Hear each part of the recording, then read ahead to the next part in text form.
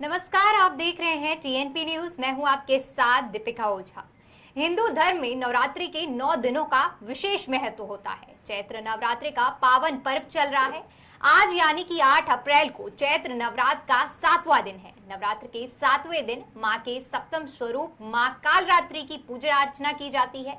मां कालरात्रि का शरीर अंधकार की तरह काला होता है। मां के बाल लंबे और बिखरे हुए हैं। मां के गले में माला है जो बिजली की तरह चमकती रहती है। मां कालरात्रि के 4 हाथ हैं। मां के हाथों में खड़ग, लोहा, शस्त्र, वरद मुद्रा और अभय मुद्रा है। आज हम अपने स्पेशल प्रोग्राम में माता के इसी स्वरूप के बारे में पंडित विकास पांडे जी से चर्चा करेंगे और जानेंगे कि नवरात्रि के 7वें दिन मां की पूजा अर्चना का क्या महत्व है। नमस्ते पंडित जी, आपका स्वागत है टीएनपी न्यूज में। पंडित जी, सबसे पहले माता के स्वरूप का विवरण करें। माता की उत्पत्ति कैसे हुई है, इसके बारे में आप हमारे दर्शकों को बताएं। जी जी नमस्कार। माता की देखिए उत्पत्ति जो हुई है, शुंभ निशुंभ दैत्य थे जी। उनका एक भाई था जिसकी मृत्यु जो है इंद्रदेव के हाथों हो गई जी।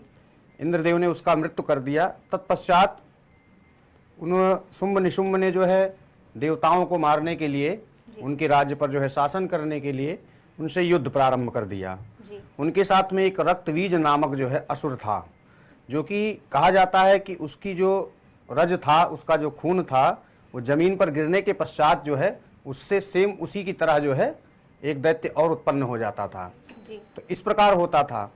तब उसके बाद जो है सभी देवता जब परेशान हो गए तो परेशान होकर वह जो है हिमालय की ओर जाते हैं और भगवान शंभु से प्रार्थना करते हैं, भगवान शंकर से प्रार्थना करते हैं, विनय करते हैं। तब भगवान शंकर जो है माता पार्वती को जो है आज्ञा देते हैं कि आप चंडिका का रूप धारण करें। माँ जो है चंडिका का रूप धारण करती हैं और रण में जाती हैं लड़ने के लिए, राक्षसों से, दैत्यों से लड़ना जब प्रारंभ करती हैं तो जब उन्होंने वध करना शुरू किया, शुंभ निशुंभ का वध हो गया। लेकिन रक्तबीज का जब समय आया तो रक्तबीज के वध के समय जब माँ उन पर प्रहार करती थी तब जो है जो रज जमीन पर गिरता था वह जो है एक दैत्य उत्पन्न हो जाता था। तब माता जी ने क्या किया कि उसको जो है एक छत्र लिया, अपने हाथ में कटोरा था उनके हाथ में और खड़ग था। जब खड़ग से माँ ने उसके गले में प्रहार किया, प्रहार करने के पश्चात जो उसका रज निकलता था, खून निकलता था, उस खून को माँ जो है अपने मुख में पान कर लेती थी, जिससे रक्तबीज का वध हो गया। तो माता का यही रूप है, यही उत्पत्ति का जो है समय होता है। माता को चंडिका भी कहा जाता है, भैरवी कहा जाता है, कालिका कहा जाता है, काली कहा जाता है और महाकाली भी कहा जाता है। माता का जो कालरात्रि का रूप है वह जो है पूर्णता का स्वरूप है। माँ अपने भक्तों को अक्षय वरदान देती हैं, ज्ञान देती हैं, भक्ति देती हैं, इसलिए माता का जो है यह रूप अत्यंत प्रिय है और लाभकारी है। जी पंडित जी, ये तो बात हुई माता के उत्पत्ति को लेकर जी। क्योंकि आज माता रानी का दिन है, तो ऐसे में माता रानी की पूजा अर्चना कैसे करें, इसका क्या विधि विधान है, इसके बारे में हमारे दर्शकों को बताएं। जी, माता का जो पूजा का विधि विधान है, जिस प्रकार प्रतिदिन हम पूजन करते हैं, स्नान ध्यान के पश्चात अपना नित्य कर्म करते हैं, माँ को जल से स्नान कराएं, पंचामृत से स्नान कराएं, धूप दीप नैवेद्य कुमकुम चंदन उनको लेपित करें और साथ ही साथ जो है माँ को जो पुष्पहार पहनाया जाएगा। आज का जो पुष्पहार है वह जो है गुड़हल का फूल है, गुड़हल जिसे अड़हुल भी बोला जाता है, और साथ में चमेली का फूल। यदि अगर गुड़हल ना मिल पाए तो चमेली का फूल ले लें, अन्यथा जो है गुड़हल का फूल अगर प्राप्त हो जाए तो माँ का जो है पूजन गुड़हल के फूल से करें। दूसरी बात, माता का जो रंग है आपने बताया अभी कि रात्रि की तरह है, जिस प्रकार काली रात्रि होती उसी प्रकार माता का है, और उनका जो वस्त्र है वह वस्त्र उनका जो है नीला है। और भक्तों को चाहिए कि कल के पूजन में जो वस्त्र धारण करें वह वस्त्र जो है या तो श्वेत सफेद रंग का होना चाहिए या तो जो है लाल रंग का होना चाहिए, जिससे माता अधिक प्रसन्न होती हैं और वरदान देती हैं। जी पंडित जी, ये तो पूजन विधि हो गई। इसके अलावा माता रानी को ऐसा क्या चीज ज्यादा पसंद है जिसका भोग लगाकर हमारे दर्शक माता रानी को प्रसन्न कर सके और उनकी कृपा पा सके। जी देखिए, माता रानी को गुड़ अधिक प्रिय है जी।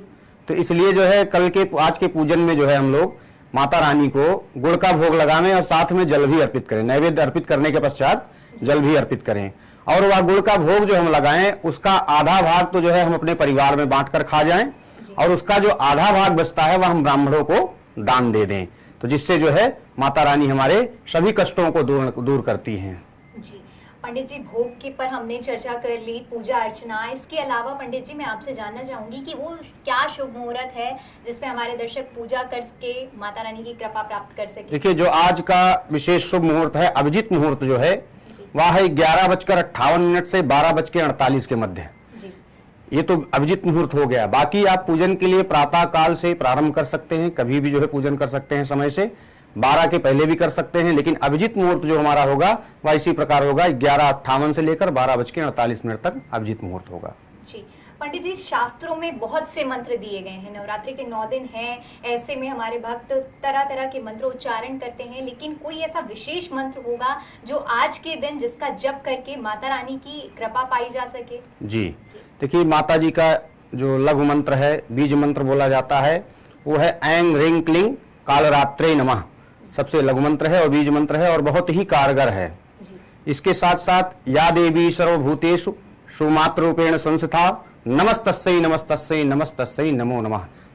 ये माता का जो रूप है, इस मंत्र से भी हम माता को प्रसन्न कर सकते हैं, या चाहे तो हम काल रात्रि रूपे संस्था नमस्तस्यै नमस्तस्यै नमस्तस्यै नमो नमः ये भी लगाकर जो है माता को प्रसन्न कर सकते हैं। जी पंडित जी, ये तो बात हुई पूजा अर्चना से लेकर हमने मंत्रों तक बात की, लेकिन इसके अलावा कुछ ऐसी त्रुटियां होती हैं, क्योंकि हम जो हमारे आम दर्शक हैं वो क्योंकि पूजा पाठ में इतना ज़्यादा उन्हें ज्ञान नहीं होता है, तो ऐसी कौन सी त्रुटि है जो हमें पूजा के वक्त उसका ध्यान रखना है कि माता रानी की जब हम पूजा करेंगे वो गलती हमसे ना हो। जी देखिए, सर्वप्रथम मैंने आपको शायद बताया था, बीच में सभी लोगों को मैंने बताया था कि सर्वप्रथम तो हमें क्रोध नहीं करना चाहिए।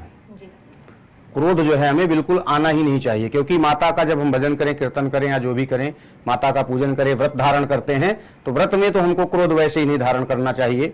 और साथ ही हमारा जो आसन हो विश्राम का, वह आसन हमारा जमीन पर, पृथ्वी पर होना चाहिए। इससे माता अधिक प्रसन्न होती हैं और हमारे जो है व्रत को पूर्ण करती हैं। इसलिए जो है यही 2 चीजों का विशेष ख्याल रखें। सर्वप्रथम तो क्रोध नहीं करना चाहिए, क्रोध से हमको बचना चाहिए जितना अधिक हो सके। किसी को गलत शब्द नहीं बोलना चाहिए, ये विशेष ध्यान दें। साथ ही माता के पूजन में देखिए, जो त्रुटियां अगर पूजन में कुछ हो जाती हैं तो उसके लिए माता जो है ममतामयी है। माता जो है इस कार्य को आपके क्षमा कर देती हैं, क्योंकि पूजन का विधान जो होता है, पूजन के विधान के पश्चात हम सभी क्षमा यापन करते हैं माता से। इसलिए माता से अगर हम क्षमा यापन कर लेते हैं तो माँ हमें जो है क्षमा कर देती है। जी, तो ये हमारी चर्चा थी जिसमें हमने माता रानी के पूजन विधि विधान से लेकर पूजा में क्या गलतियां ना करें, इस पे पंडित जी से चर्चा की। तमाम जानकारी के लिए पंडित जी बहुत बहुत धन्यवाद। हमारे दर्शकों को पूजन विधि और इस सारी चीजों के बारे में विस्तार से बताने के लिए। हम रोज आपके लिए पंडित जी के साथ विशेष कार्यक्रम लेकर आते हैं। नवरात्रि के 9 दिनों में हमने 9 दिनों के प्रोग्राम बनाए हैं, तो इन माता रानी के पूजन विधि से लेकर सारी चीजों को जानने के लिए देखते रहिए TNP न्यूज। फिलहाल के लिए नमस्कार।